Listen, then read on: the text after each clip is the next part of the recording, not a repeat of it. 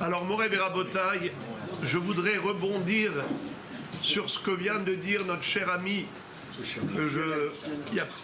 Lionel, dont je viens de faire connaissance. Ça fait déjà peut-être quelques fois déjà que vous êtes là ici pour les fêtes.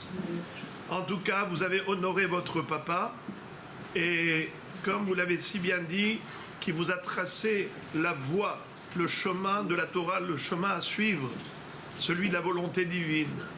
Eh bien, je voudrais vous raconter une histoire à ce propos. Dans la Gemara Maseret Ta'anit, il est dit que Aser Teraser, Aser Bishvil Shetit Asher. Si tu prélèves la dîme de ta récolte, eh bien, tu t'enrichiras. Dans le Sifri, c'est une compilation de commentaires sur le livre d'Evarim. Eh bien, là-bas, il est écrit que la mitzvah de donner le maaser n'est pas uniquement par rapport à la production agricole, mais par rapport à tout ce qu'on gagne dans sa vie. Tous les chiffres d'affaires, tous les bénéfices d'ordre financier, on se doit de prélever le maaser, et c'est ainsi que Akadosh Baruch Hu nous promet la richesse. D'abord une parenthèse, est-ce qu'on fait les mitzvot pour s'enrichir? Est-ce que c'est un objectif noble? Pourtant il est écrit dans la Mishnah Pirkei Avot, Al tiyu karavadim ameshamshim et arav al menat lekabel pras, elahevu karavadim ameshamshim et arav shelo al menat lekabel pras. C'est-à-dire, ne servez pas à Kadosh Baruch Hu dans un but d'intérêt personnel, certainement pas lucratif. Si c'est ainsi, pourquoi? C'est cela la promesse divine. Donne le maaser, tu t'enrichiras. En plus, on le sait, la Gemara dans Kiddushin l'enseigne, qu'il n'y a pas de récompense dans ce monde aux mitzvot qu'on accomplit. Il est écrit dans la Gemara, Srar mitzvah behai alma leka. Il n'y a pas de récompense, ne serait-ce qu'à la plus petite des mitzvot, car le monde tout entier ne peut pas équivaloir le mérite d'une mitzvah. Alors comment est-ce qu'on peut imaginer cela? Aser, teraser. En fait, on comprend cela grâce à un commentaire du Or HaChaim HaKadosh qui est lumineux. Le Or HaChaim HaKadosh, Rabbi Chaim Ben Attar, écrit dans Parashat Mishpatim à propos du verset suivant. Im kesef talve et ami et he'ani imach lot yelo kenoshe. Si tu prêtes de l'argent à mon peuple, au pauvre qui est avec toi, eh bien n'exerce pas sur lui une pression pour qu'il te rembourse. C'est-à-dire qu'il ne faut pas aller lui l'oppresser et le presser pour le remboursement. Il faut prendre le temps et attendre patiemment. En tout cas, le Or HaChaim HaKadosh pose une très forte question. Il dit, nos maîtres nous enseignent qu'à chaque fois qu'il est écrit dans la Torah le mot « im », c'est que la Torah conjugue le verbe au conditionnel. « Im », si jamais. Il y a 3 exceptions où il est écrit « im », et malgré tout c'est une obligation. Comme « im kesef talvet ami », si tu prêtes de l'argent à mon peuple. Ou bien im misbeach habanim ta'aseli, si tu construis un misbeach. Il est écrit im et pourtant c'est une obligation. Alors il pose la question, si c'est une obligation, alors pourquoi c'est écrit au conditionnel? Et sa réponse est extraordinaire. Il dit en fait, im kesef talvet ami. Si tu vois que tu as de l'argent de trop, sache que cet argent-là, c'est pour faire la mitzvah, de prêter à mon peuple. Et ani aimach. L'argent du pauvre est chez toi. Et ani aimach. Normalement, le monde aurait dû être socialiste. C'est-à-dire, tout le monde pareil. Il ne faut pas qu'il y ait des riches et des pauvres. C'est pas juste. Pourquoi il y a des riches? Pourquoi il y a des pauvres? Et si tout le monde était pareil? En fait, Akadosh Baruch Hu a donné aux riches l'argent des pauvres. Pourquoi faire? Pour qu'un jour, les riches rendent aux pauvres ce qui leur revient de droit, ce qui est à eux. Im kesef, si tu vois que c'est du kesef en plus, talvet ami, c'est pour donner et prêter à mon peuple, parce que eterani imach, l'argent du pauvre est chez toi. Alors, on a compris. En fait, Akadosh Baruch Hu dit, si je t'ai donné les moyens de pouvoir faire la tzedaka, c'est en tant que secrétaire. Moi, je voudrais que tu puisses faire la mitzvah celle qui va te faire mériter un srout éternel. Si tu fais la mitzvah convenablement, je te donnerai l'occasion de faire encore une fois la mitzvah. Si tu es un bon secrétaire, fidèle au poste, tu fais ce que j'attends de toi. L'argent que je t'ai donné, c'est pour donner le maaser. Si tu donnes fidèlement le maaser, eh bien, tu es à la hauteur. Tu restes dans mon entreprise et je continue à te donner, t'octroyer des missions. Tiens encore de l'argent pour donner le maaser. Aser, bishvil, shetit racher. Ce n'est pas une récompense, c'est juste un outil de travail, une fonction, une mission. Alors, Morev et Rabotai, écoutez ce qui est fabuleux dans cette paracha de Nassau qu'on vient de lire. Il est écrit comme ça. Ve'ish asher iten la Kohen lo yeh. Je vous lis le pasouk. Ve'ish et kodashav lo yehyu, ish asher iten la Kohen lo yeh. Ish et kodashav. Chacun avec ce qu'il a de sacré. Lo yehyu. Cette chose sacrée sera pour lui. On ne comprend pas le pasouk, il est opaque. Encore une phrase.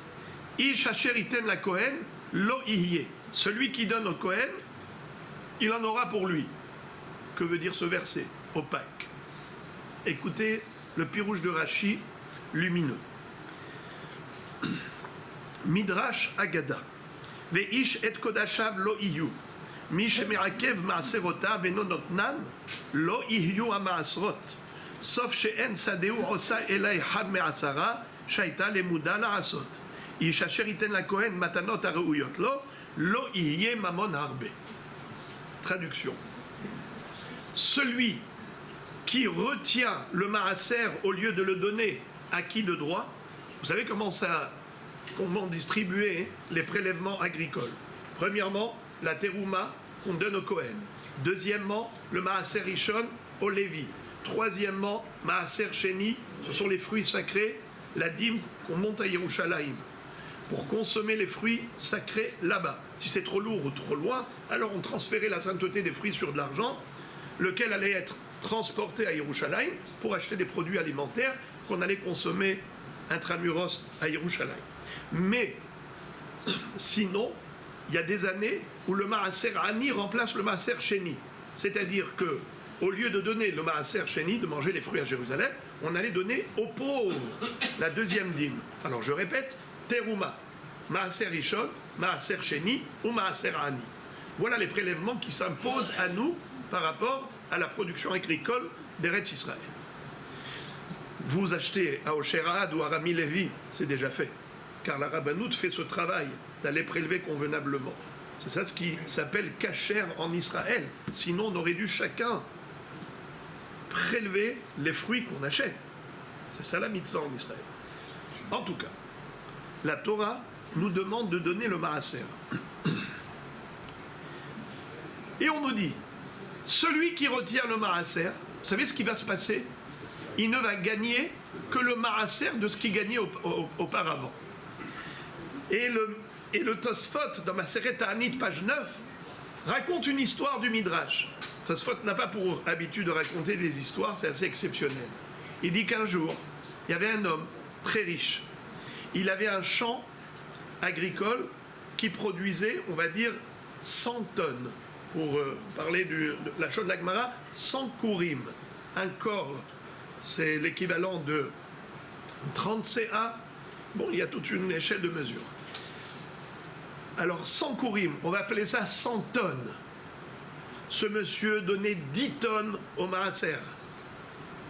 Tous les ans, au Lévi, maaser Rishon. Ensuite, maaser Sheni, ça fait 20 tonnes. À part les 2% qu'il a donné au Kohen. Waouh! Tout ce qu'il donnait. Il lui restait presque 80 tonnes. Tous les ans. Avant de mourir, il a dit à son fils, mon cher fils, je te laisse une bracha. Dieu m'a béni. Tu vois tout ce chiffre d'affaires. Je te demande de donner le maaser correctement. La première année, après la mort du père, le fils a suivi les recommandations, la demande du papa.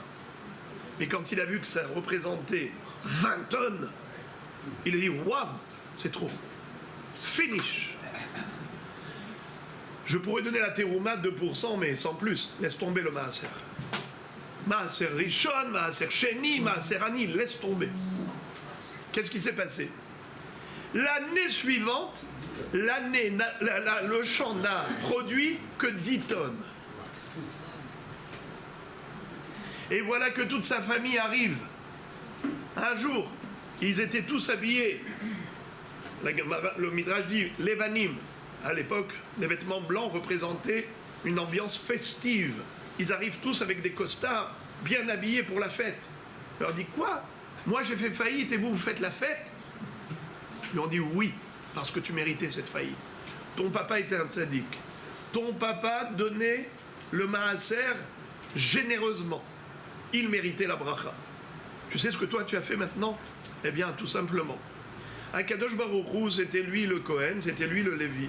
Il recevait de ta part le maaser. Et toi, tu étais le Baal Habayit, le patron.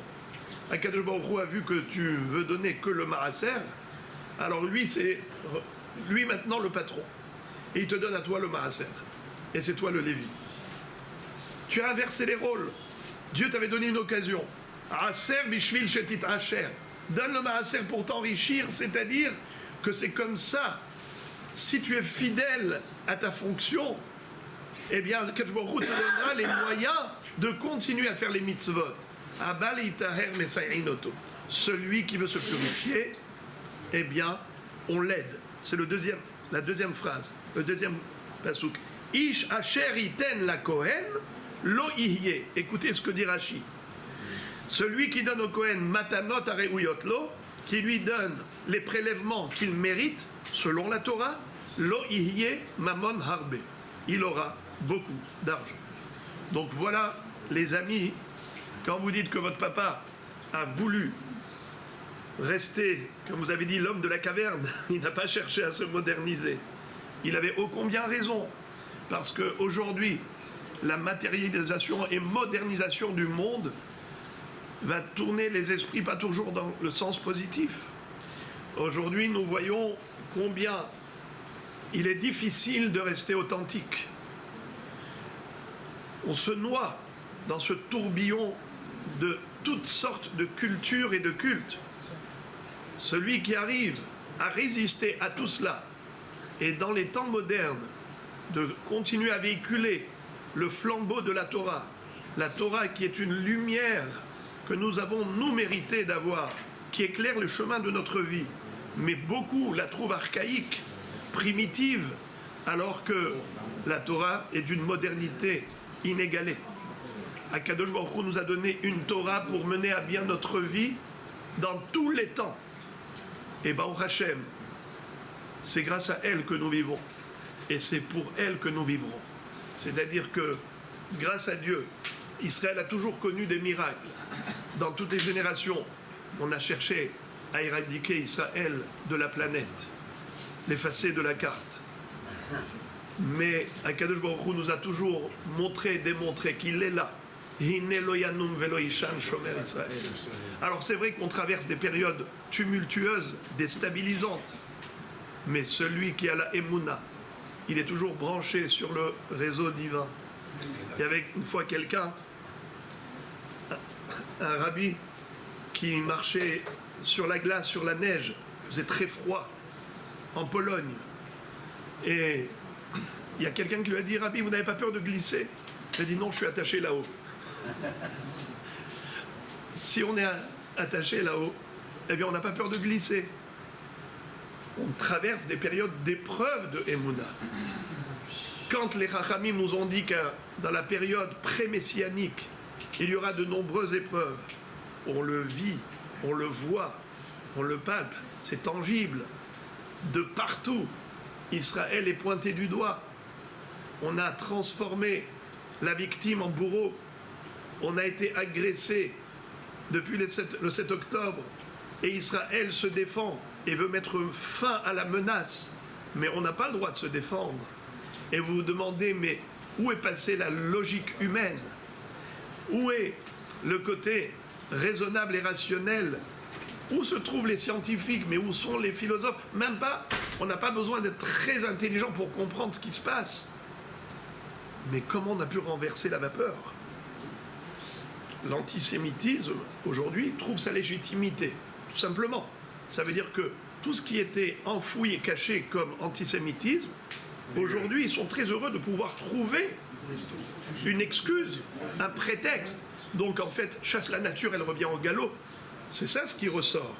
Il ressort la réalité de ce que sont les nations par rapport à Israël, parce qu'ils ne supportent pas l'existence juive. Par essence, l'antisémitisme a toujours été récurrent, il est arrivé avec la naissance du peuple juif. Vous savez pourquoi le Har Sinaï s'appelle Har Sinaï? La Gemara nous dit qu'il y a 5 noms que porte le mont Sinaï. Pourquoi il s'appelle Sinaï? Et la Gemara de dire Sheyarda Sin'a les Umot HaOlam al Israël. Allah. Lorsque nous avons reçu la Torah, nous avons été le peuple élu. Parallèlement, ils ont été envahis d'une haine par jalousie d'Israël. Pourquoi vous êtes le peuple élu? Ils ne supportent pas cette appellation, cette réalité. Alors, c'est constamment un antisémitisme récurrent. Mais justement, c'est ce qui nous permet de réaliser encore plus la chance qui est la nôtre. Quelqu'un qui a dit « Je n'ai pas choisi d'être juif, j'ai eu juste la chance de l'être ». C'est-à-dire que Akadosh Baruch Hu, Ata bechartanu mikol ha'amim, ahavta otanu, veratzita banu, veromamtanu mikol ha'leshonot, et kidashtanu bemitzvotecha. C'est par cela que se traduit cette élection. C'est pas juste une appellation, c'est pas qu'on se sent supérieur par orgueil. Au contraire, c'est une responsabilité majeure et noblesse oblige. On sait que nous avons, nous, une fonction, c'est d'être le phare des nations. Et si nous sommes à la hauteur, fidèles à la Torah et aux mitzvot, alors les nations sauront nous respecter. On peut débattre très, très longuement là-dessus, mais sachez que, malheureusement, l'antisémitisme a été le ferment et le conservateur de l'identité juive. À chaque fois qu'on a voulu s'assimiler, tout de suite il y a eu des vagues d'antisémitisme. À chaque fois qu'on a voulu imiter les autres nous rappellent que nous sommes différents. Comme on disait Chassidim, si le juif fait kiddush, le goy ne fait pas Havdalah. Si le juif ne fait pas kiddush, alors le goy fait Havdalah. Qu'est-ce que c'est que kiddush? Sanctification. Havdalah, distinction. Si nous on comprend quelle est notre chance, eh bien on se sanctifie. On fait kiddush, on se sanctifie. Le goy n'a pas besoin de nous rappeler que nous sommes juifs en prétendant que nous sommes sales juifs. Il n'a pas besoin de dire ça. Parce que nous sommes un très bon juif. Si chasvé shalom, on devient un juif sale, alors les goyim nous le rappellent. Il faut Havdalah, ils disent, vous n'avez rien à faire chez nous. Et ils nous écartent. Alors, Be'ezrat Hashem Yitbarach, on se renforce. Et à chaque fois qu'on a l'occasion de se retrouver ensemble à la synagogue, dans les centres d'études, dans le Bet HaMidrash, Bet HaKnesset, c'est là où on va puiser nos forces, aller dans la source et se ressourcer. Be'ezrat Hashem Yitbarach, que Akadosh Baruch Hu continue de nous accompagner comme il a toujours fait et que nous puissions vivre l'avènement messianique, celui attendu depuis des millénaires. Be'ezrat Hashem, Shezeh Yeh Bekarov, B'Yameinu, Amen, Amen.